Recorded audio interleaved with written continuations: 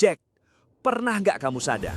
Hampir setiap kali ada pembangunan jalan, gedung, bendungan, bahkan jalur kereta, sering muncul berita yang bikin heboh.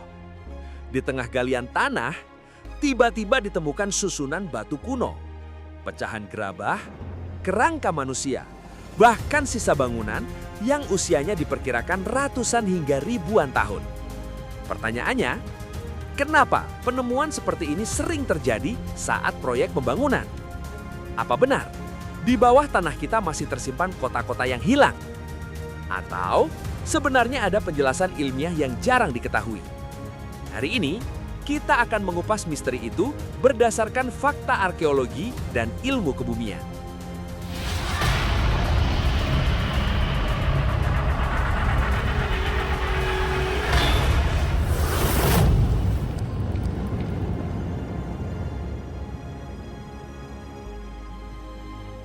Kalau kamu mengira kejadian seperti ini hanya terjadi di Indonesia, ternyata tidak, Jack. Di berbagai belahan dunia, mulai dari Indonesia, Mesir, Italia, Turki, hingga Yunani, proyek pembangunan berkali-kali membuka jejak peradaban yang telah lama tersembunyi di bawah permukaan tanah. Saat pembangunan jalan raya, jalur kereta, gedung, bahkan bendungan, alat berat terkadang menemukan susunan batu kuno, pecahan gerabah, fondasi bangunan, prasasti, hingga makam dari masa lampau. Tapi ingat, Jack, bukan berarti setiap proyek pembangunan pasti menemukan situs bersejarah. Sebagian besar proyek tidak menemukan apapun. Namun, jika pembangunan dilakukan di kawasan yang dulunya merupakan pusat permukiman, perdagangan, atau kerajaan kuno, kemungkinan ditemukannya tinggalan arkeologi memang menjadi jauh lebih besar. Lalu muncul pertanyaan yang lebih menarik. Kalau bangunan-bangunan itu dulunya berdiri di atas permukaan tanah, mengapa sekarang justru berada beberapa meter, bahkan belasan meter di bawah tanah? Jawabannya ternyata berkaitan dengan bagaimana bumi terus berubah sedikit demi sedikit selama ratusan hingga ribuan tahun. Dan disitulah misteri ini mulai terungkap.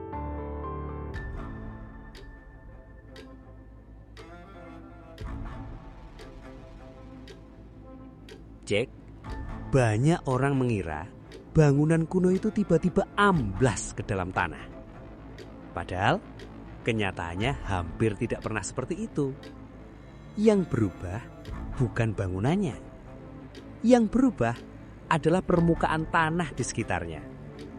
Coba bayangkan, setiap tahun angin membawa debu, hujan membawa lumpur, sungai mengendapkan sedimen, daun-daun berguguran lalu membusuk menjadi bagian dari lapisan tanah. Perubahannya memang sangat kecil, hampir tidak terasa dalam kehidupan kita. Tetapi setelah ratusan bahkan ribuan tahun, lapisan demi lapisan itu terus menumpuk. Bukan hanya alam yang bekerja, manusia juga ikut membentuk sejarah. Ketika sebuah permukiman ditinggalkan, masyarakat berikutnya sering membangun rumah baru tepat di atas permukiman lama. Bangunan lama diratakan, fondasinya tertimbun, lalu berdirilah bangunan baru. Proses ini bisa berulang, berkali-kali, selama berabad-abad. Di Indonesia, ada faktor lain yang membuat proses itu jauh lebih cepat. Letusan gunung api, banjir yang membawa lumpur, longsor, serta endapan dari aliran sungai. Semua proses itu perlahan menutupi bangunan kuno tanpa menghancurkannya.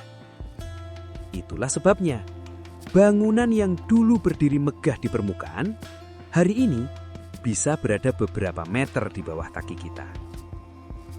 Tapi kalau memang begitu, kenapa justru proyek pembangunan yang paling sering menemukannya? Jack, setelah sebuah benda yang diduga merupakan peninggalan sejarah ditemukan, apa yang dilakukan para arkeolog? Hal pertama yang mereka lakukan bukan langsung mengangkat benda itu. Mereka akan mengamankan lokasi terlebih dahulu. Setiap sudut difoto, titik koordinat dicatat, posisi setiap temuan dipetakan dengan teliti. Kenapa harus sedetil itu? Karena dalam dunia arkeologi, posisi sebuah benda seringkali sama berharganya dengan bendanya sendiri. Dari letaknya di dalam tanah, jenis lapisan tanah, hingga benda-benda yang berada di sekitarnya, arkeolog dapat menyusun cerita tentang kehidupan manusia pada masa lalu. Setelah proses dokumentasi selesai, penggalian dilakukan secara perlahan menggunakan alat-alat kecil, seperti kuas, skop kecil, pisau arkeologi. Tujuannya, agar tidak merusak benda yang telah bertahan selama ratusan bahkan ribuan tahun. Selanjutnya, setiap temuan dibersihkan, diberi kode, dicatat, kemudian dibawa ke laboratorium untuk dianalisis lebih lanjut. Di sana, para ahli meneliti usia benda, bahan pembuatnya, cara pembuatannya, serta kaitannya dengan temuan lain di lokasi tersebut. Dari potongan-potongan kecil itulah, sejarah yang telah lama hilang perlahan disusun kembali. Namun, seperti apa sebenarnya penemuan situs kuno yang pernah terjadi di Indonesia? Jack, semua yang akan kamu lihat sekarang bukan cerita fiksi, melainkan penemuan nyata yang pernah terjadi di Indonesia. Salah satu contohnya, saat proyek pembangunan di berbagai daerah, para pekerja tanpa sengaja menemukan susunan bata kuno yang ternyata merupakan bagian dari struktur bangunan bersejarah. Di lokasi lain, penggalian juga pernah mengungkap pecahan gerabah, prasasti, saluran air kuno, bahkan kerangka manusia dari masa lampau. Temuan-temuan seperti ini menunjukkan bahwa masih banyak jejak peradaban yang tersimpan di bawah permukaan tanah Indonesia. Namun, tidak semua benda tua otomatis menjadi situs arkeologi. Setiap temuan harus diteliti oleh para ahli terlebih dahulu untuk mengetahui usia, fungsi, serta nilai sejarahnya. Kadang, satu pecahan gerabah saja sudah cukup memberi petunjuk tentang kehidupan masyarakat ratusan tahun yang lalu. Begitu pula dengan susunan batu, fondasi bangunan, atau sisa saluran air. Semuanya dapat membantu para arkeolog menyusun kembali gambaran sebuah permukiman kuno. Karena itulah, setiap penemuan sekecil apapun memiliki arti yang sangat besar bagi ilmu pengetahuan. Lalu, bagaimana para arkeolog bisa mengetahui usia sebuah situs? Padahal mereka tidak pernah hidup pada zaman itu. Jack, mungkin kamu bertanya-tanya, kalau tidak ada yang hidup pada zaman itu, bagaimana arkeolog bisa mengetahui umur sebuah situs? Jawabannya, bukan dengan menebak, melainkan melalui penelitian ilmiah. Langkah pertama, arkeolog mempelajari lapisan tanah tempat benda itu ditemukan. Dalam arkeologi, semakin dalam sebuah lapisan, umumnya semakin tua usianya.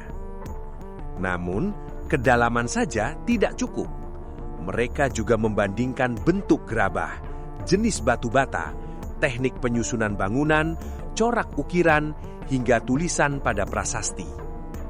Jika ditemukan sisa arang, kayu, atau bahan organik, benda-benda itu bisa dianalisis di laboratorium menggunakan metode ilmiah untuk memperkirakan usianya.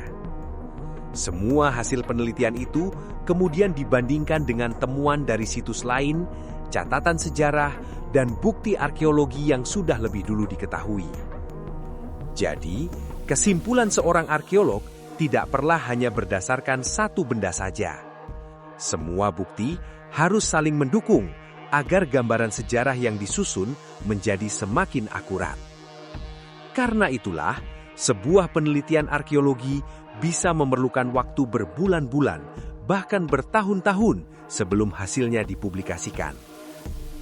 Lalu, apakah masih ada situs-situs kuno yang hingga hari ini masih tersembunyi di bawah tanah Indonesia? Jack, setelah melihat bagaimana sebuah situs ditemukan dan diteliti, mungkin muncul satu pertanyaan besar.